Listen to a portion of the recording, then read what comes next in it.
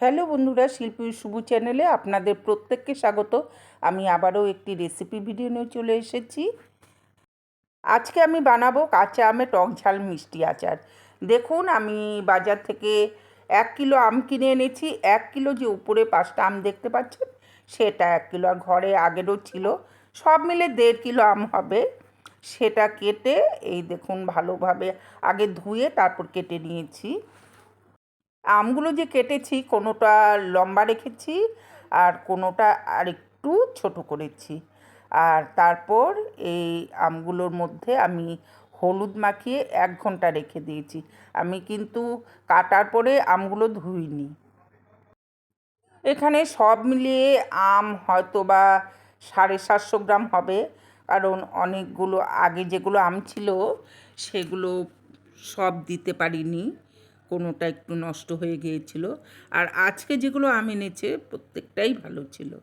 যাই হোক, আমি 750 গ্রামের মতো এখানে আম নিয়েছি। এই আমটুকুই আমি আজকে আচার করে আপনাদের দেখাবো। আর দেখুন, এখানে মশলা নিয়েছি জিরে, ধনে, তারপর মেথি, মৌরি আর হচ্ছে শুকনো লঙ্কা। দেখুন, ওই আচারের এটা একটু মশলা বেশি হয়ে যাবে। আমি হাফ দেব আর হাফ রেখে দিব, অন্য যেদিন আমি করব সেই দিন এই মশলাটা আমি ওটার মধ্যে ইউজ করব। আর প্রথমে প্যান বসিয়ে দিয়েছি ওভেনে, তারপর শুকনো লঙ্কাগুলো দিয়ে বাদবাকি সমস্ত মশলা আমি হালকা করে ভেজে নিয়েছি।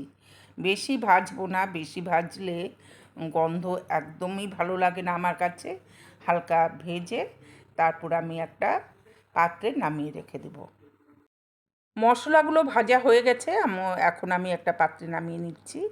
আবারও গ্যাস ওভেনে বসিয়ে দিচ্ছি এই কড়াই। আমি সামান্য তেল দিয়েছি, আপনারা হয়তো ভাববেন অনেকটাই তেল। না, এই পাত্রের মাঝখানটা উঁচু, আর যার জন্য তেলটা চারদিকে ছড়িয়ে গেছে। আর এর মধ্যে দিয়ে দিলাম আমি 5 ফোড়ন। 5 ফোড়নটা যখন ভাজা ভাজা হয়ে যাবে, তখন আমি যে আমগুলো কেটে রেখেছিলাম সেই আমগুলো এর মধ্যে দিয়ে দেব।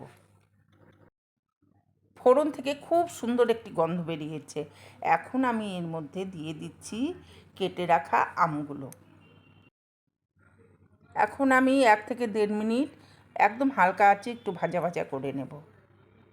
যে পদ্ধতিতে আমি আচারটা তৈরি করেছি, একদম সেম পদ্ধতিতে আপনারা তৈরি করে দেখবেন, ভীষণই টেস্টি হয় খেতে।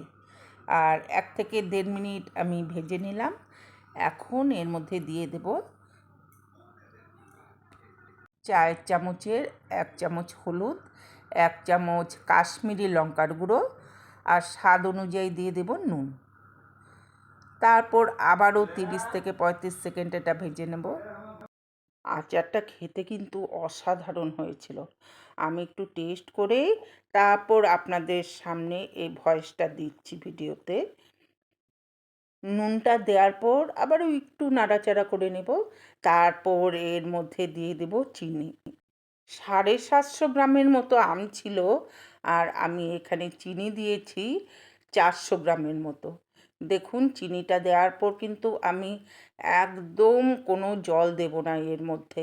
এই চিনি থেকেই জল বেরোবে, আর আমটাও ওই চিনির জলেই সেদ্ধ হয়ে যাবে। অনেকটাই সেদ্ধ হয়ে গেছে। চিনি দেওয়ার পর একটু নাড়াচাড়া করে নিয়েছি। এখন গ্যাসের ফ্লেমটা আমি বাড়িয়ে দিয়েছি। তারপর এর মধ্যে দিয়ে দিলাম আমি 1 চামচ ভিনিগার। ভিনিগার দিলে আচারটা 1 বছর পর্যন্ত থাকবে, যার জন্যই ভিনিগারটা দেয়া। আচার প্রায় তৈরি হয়ে এসেছে। এখন এর মধ্যে দিয়ে দেব আমি যে ভেজে রাখা মশলা, সেটা গুঁড়ো করে নিয়েছি। হাফ এর মধ্যে দিয়ে দিলাম, হাফ আমি রেখে দিয়েছি। অন্য যেদিন আমি আবারও টক ঝাল মিষ্টি আচার তৈরি করব, সেদিন আমি সেই মশলাটা ব্যবহার করব। আর যদি ভালো লেগে থাকে আমার এই আচারের রেসিপি, অবশ্যই কিন্তু লাইক কমেন্ট করে আমাকে জানাবেন। আবারও দেখা হবে আপনাদের সাথে অন্য কোনো